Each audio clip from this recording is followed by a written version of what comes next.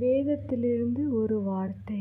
உம்முடைய வார்த்தைகள் என் நாவுக்கு எவ்வளவு இனிமையானவைகள், என் வாய்க்கு அவைகள் தேனிலும் மதுரமாயிருக்கும்.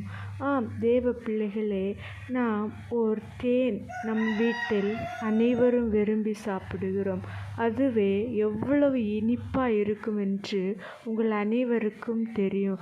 அதைவிட இனிமையானதுதான் கர்த்தர் நமக்கு தந்த வேதத்தில் உள்ள வார்த்தைகள்.